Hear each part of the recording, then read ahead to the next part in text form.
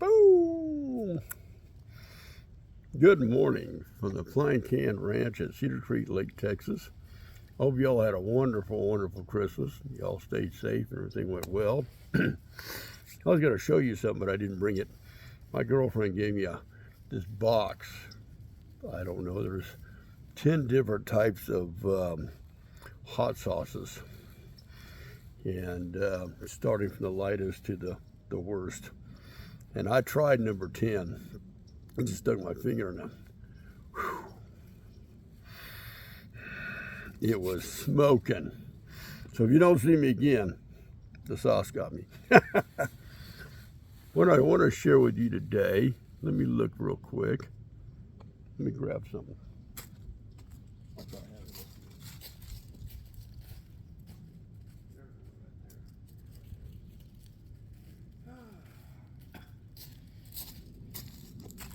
I had to grab a little tool. Weather's getting nicer. What I have today, I think, is awesome. Now, some people might disagree, but let's get with it. This is the Umarex Gauntlet in 22 caliber. And I didn't get the magazine with it, but I got the single shot tray. So we're going to go on down the line. You see the little fill port. We'll move it on down here and flip it around. We're going to talk about this little bolt in a little bit right here. And we're going to come down the line, and let you see it. And this thing is awesome. So let's go over some real quick specs. This is again, the first version. There is a Gauntlet 2. I've watched various videos where some say it's not all that great, some say it's fantastic, so be your own. Okay, this is made in 22, 25 caliber, and 177 caliber. So if you get in the 22, it does about 950 feet per second. In 177, it does 1,000 feet per second. In a 25 caliber, it does 895 feet per second. The overall length is 46.75. The barrel length is a whopping 28.5 inches. The overall weight is 8.5 pounds, so it's all there. I believe this one was supposed to come with a 10-round mag. I prefer the single shot tray. I think I've made that clear. It does have a it's regulated, non-adjustable, so it gives you just a persistent shot flow. It does have an 11mm rail. It has some sling mounts on it, there and there, and 3,000 PSI. And I've got it just a little under. So let's look it over. One thing I want to point out, when you get one of these, there's a little wheel here you can adjust that cheek pad with. But in order to do that, I'm going to grab too big a tool. I probably did, but that's all right. No, I didn't. You have to loosen your sling mount. And you get it down here and get up in there. Once you get that sling mount loosened, I don't know if, this is kind of a click adjustable up and click adjustable back where you had it. When you're done, just tighten your sling mount back up and lock it back into place. I'm probably going the wrong way, who knows? Oh, he found that, yeah, I may am going the wrong way. He found his toy. We'll tighten that back up here real quick. I just want to show that to you because I didn't know that's how you got it to adjust. And that will lock. That'll lock in your adjustment wheel, and then you won't be able to turn it.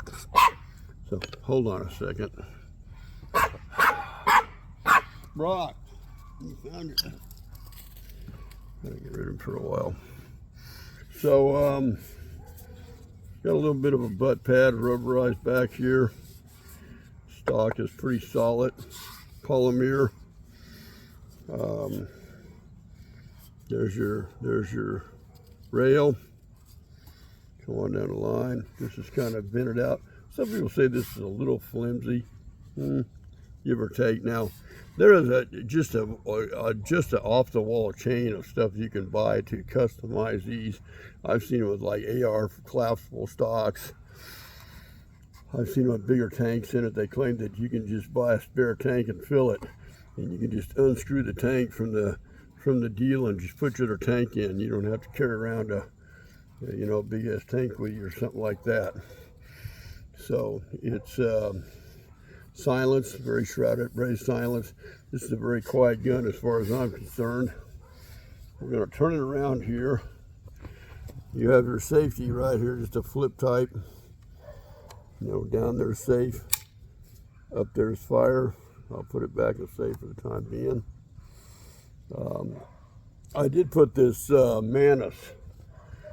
I think this is a 3.9x40 scope. I've had real good luck with those. Again, the UTG mounts, I've had good luck with those. They're very reasonably priced. And you can see your little, there's your valve, your gauge, your fill gauge, and down the line. So one thing I discovered about this is, and some people complained about it, again, you can buy stuff to make this a lot smoother, is usually when I cock this, I have to flip it up, and I like to put my thumb right here at the back and just push kind of with that thumb, draw it back. I'm having a heck of a time here. I'm not in my usual position. Snap it, there it goes. And then flip it down. And then load your pellet. So that is a little rough. I'm not going to lie to you about that. That's a little rough to cock it. Once you're done, you just flip it up, feed your pellet, and you're good to go. But cocking it is kind of a pain. I noticed that right off the top. If I was in a different position, I'd have done that real quick, but had it turned around. So I've had a little time to play with this, and I really like what's happening with it, because I just tore up some stuff quick.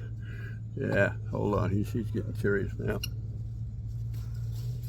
Yeah, chase that for a little while. I've had some time to play with it. I'm very impressed.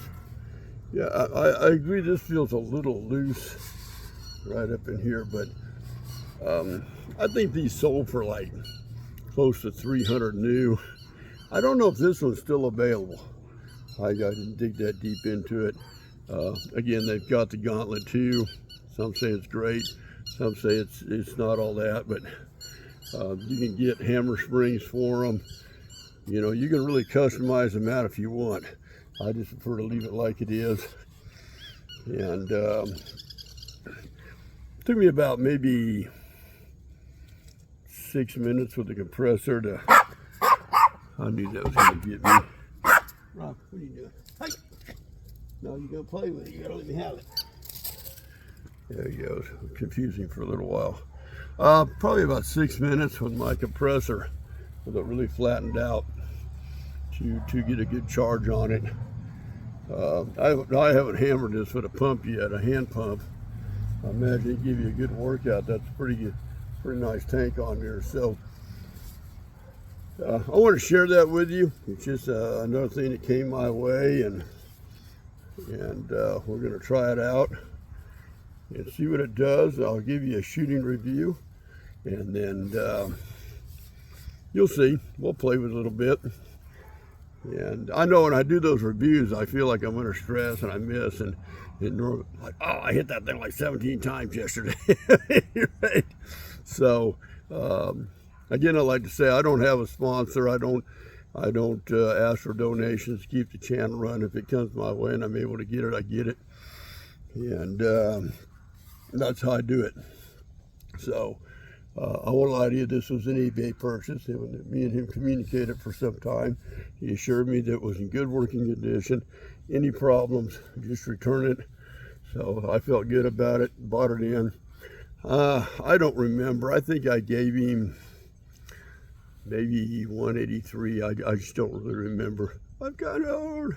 Anyway, But there it is, and it's beefy. I love this grip. It's got a little bit of fingerprinting here, but I like the way it folds right in. And it's just a nice, got the cheek piece adjustable. I could bring it up maybe a little higher, but I'm good with that. But I like it. It's beefy.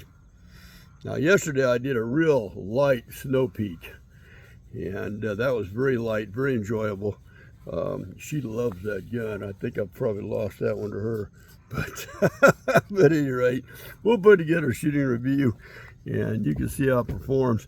I don't know if I have any pickle bottles left or not. What do I do? At any rate, we'll get it going. That's how we do it at the Flying Can Ranch. We'll be right back.